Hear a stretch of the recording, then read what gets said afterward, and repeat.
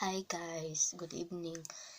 So kakauwi lang ngayon ng pinsan ko guys at meron akong pasalubong. Chararan. Binilan niya ako ng cockroach. Ay hindi siya yung bumili. Parang nilibre lang sa kanila tapos sabi niya sa pinsan niya na lang daw. Kasi sabi ko sa kanya bago siya umalis, dala niya ako ng pasalubong kasi nga nag-aano ako ng siomai. Pero dapat hindi ako iinom nito guys kasi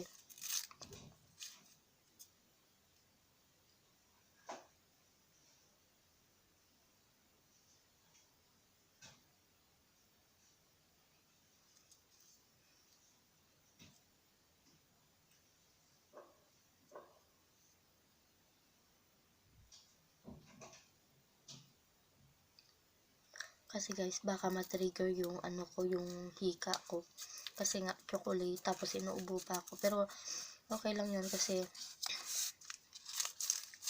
kaya ko naman yun. Nasarap talaga. Alam niyo din kasi gusto ko din ng cockroach. Pero gusto ko talaga ng siomai kasi matagal nang walang dyan sa labas nagbebenta ng siomai.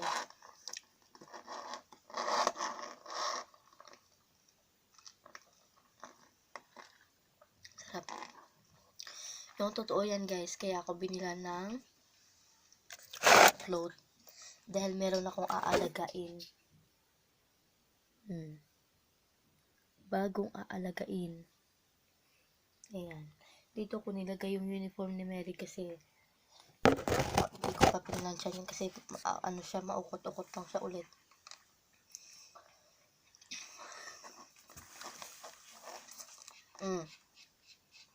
Huwag kang iiyak.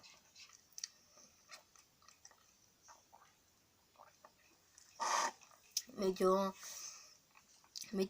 ma-challenge tayo ngayon sa aalagaan natin ngayon guys kasi buntis siya. Hindi namin alam kung kailan siya manganganak, pero 3 araw kasi siya dito. Ay hindi, mga siya kukunin January 3 daw. Baka bigla magkaano ng bukas magkaputukan, baka bigla manganak. Aalagaan talaga yung mga ganito guys kasi minsan hindi sila marunong mag ng sarili nila, yung magpalabas ng baby nila. Kasi dati meron kami aso. Meron na talaga kami aso. Meron kami aso na nabuntis tapos nanganak. Hindi namin alam kung anong gagawin. Yun pala, kapag nanganak sila, di ba nasa loob pa sila ng kailangan mong butasan yun para makahinga sila. Hindi namin alam, namatay yung anak niya. Kasi hindi naman namin alam. Kasi first time namin na makaranas ng ganun magpapaanak ng aso. Namatay yung anak niya, pero isa lang naman yung namatay. Mahirap to guys kasi nagkakaroon siya ng anxiety. Yan. Nagkakaroon siya ng anxiety. Bakit? Buti nga guys kasi madali lang kunin yung loob niya. May mga aso kasi guys na kapag nakita ka, kakagatin ka kagad siya, pag hindi naman. Kaya pag hinawakan ko siyang ganun, umiiwas lang siya pero hindi siya nangangagat. Yan. Naamoy-amoy niya na ako. Kailangan kasi guys maamoy ka muna ng aso para kuha mo yung loob niya. Yan o. Sarap nito. Chocolate lang naman yung hinahabol ko dito talaga guys sa Coke float.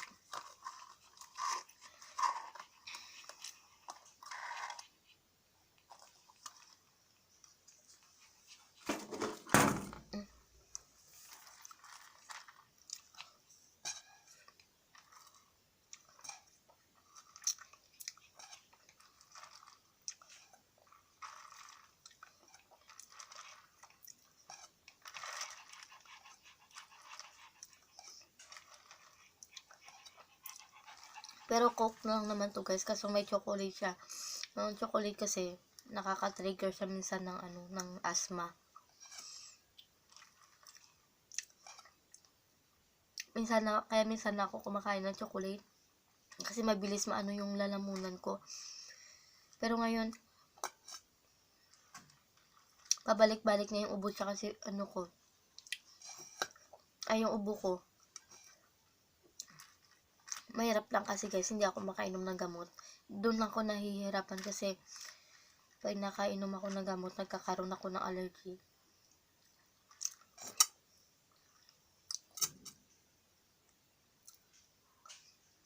Kasi last time guys, naalala ko nung pumunta kami ng Puerto Galera, tapos bago kami sumakay ng barko, nagkaroon ako ng allergy kasi kumain kami sa sa Chowking. Minsan kasi kapag kumain ako ng manok, hindi ako nagkaka-allergy. Tapos minsan naman pag kumain ako ng manok, nagkakaroon ako ng allergy. Siguro may mga nilalagay silang ingredients doon na hindi sa katawan ko, kaya ganun yung effect niya. Tapos nung nakaraan naman, sobrang sakit ng ngipin ko. Uminom ako ng Mefenamic, as in sumabog yung mukha ko. Namaga talaga yung buong mukha ko. Tapos dito sa dibdib, yun lang yun naman yung kinakatakutan ko kasi minsan pag nagkaroon ka ng allergy, hindi ka makakahinga. Hindi, pag ganun kasi, may hihirapan ka kasi kapag uminom ka ng cetirizine. Yung cetirizine kasi, matagal siya bago mag-effect sa katawan mo. Pero may tinatawag silang gamot na, inject. Kapag in-inject mo, minutes lang, gagaling ka na kaagad. Pero yung cetirizine kasi. Pero yung in-inject, hindi ka naman makakabili yun kapag hindi resita ng doktor. Sarap. Ay, matulog ka na.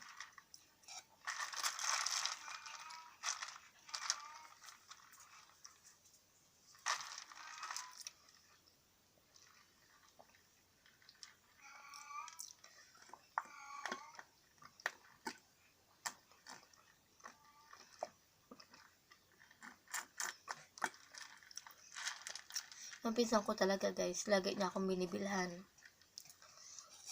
Kahit minsan di pa ako magsabi, binibilhan ako niyan. Minsan nga nagugulat ako kasi binibilan niya ako ng siomai, binibilan nila ako ng milk tea, ganun.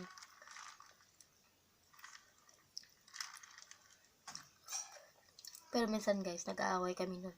Hindi kami nag-aaway, minsan nagtatalo lang kami. Kasi minsan, mahilig ako magtanong. Kailangan yung tanong ko, masasagot mo. Tapos kapag nasagot niya yung tanong ko, magtatanong ulit ako. At hanggang sa magtatanong ulit ako, hanggang sa mabisit siya. Marami kaming mga guys eh. Kung meron nga lang CCTV dito sa kusina, siguro marami na kami mga kalukuhang mga memories. Kasi kalog talaga kami guys pag nagsama kami. Iisip ko na, pag napapanood ko sila ni Vice Ganda, tsaka ni Ann Curtis sa FB, sa YouTube, parang naiihahambing ko yung sarili ko sa kanila. Kasi, kung kalog sila, ganyan din kami ng pinsan ko. Para kami talagang mga kalog. Pares din kami hindi magandang boses. Pero with a confident, kapag naghawak ng microphone na, di ba ganun si Ann? Hindi ko naman binaba si Miss Ann Curtis. Basta parang ganun lang kami. Minsan nga,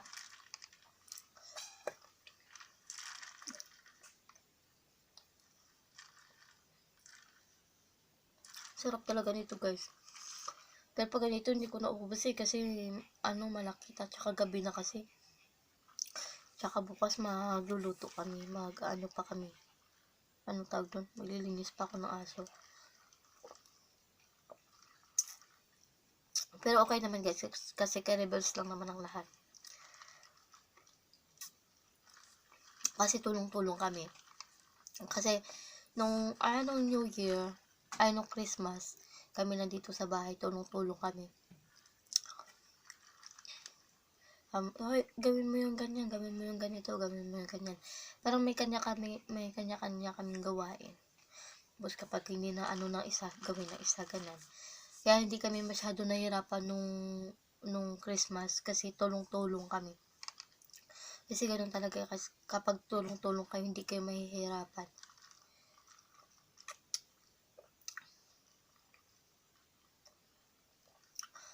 Parang ano kasi yung ginagawa namin eh. Nagluluto to, may nagluluto dito, naghuhugas, tapos pagkatapos siya magwawalis. Kaya di talaga kami nahihirapan nung Christmas. Kaya ganyan gagawin namin ngayong bukas. Kanina, nagbalot na kami ng dalawang ice candy yung nagawa namin, isang avocado, isang Milo. Ay, thanks God, nabusog talaga ako. Pero nung mga nakarang araw, gumawa din kami ng Mingo ice candy, gumawa kami. Tapos ngayon, avocado tsaka Milo. Tapos, nagbalot kami ng lumpia. Ganun yung ginawa namin ngayon. Bukas, na lang kami bukas. Marami din kami nagawa ngayong araw.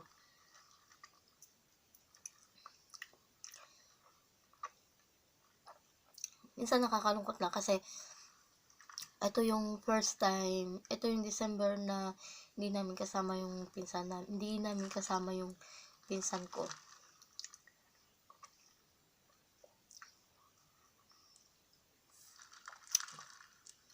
Kasi umuwi sila kasi may importante silang nilalakad tapos hindi sila makakauwi. Kaya kami lang. Buti lang pumunta dito yung isang pinsan ko, yung kapatid nila. Kaya may kasama kami.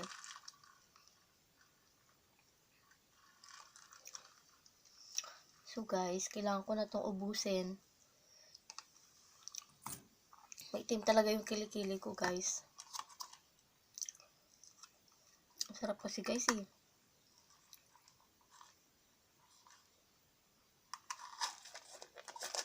Ayan.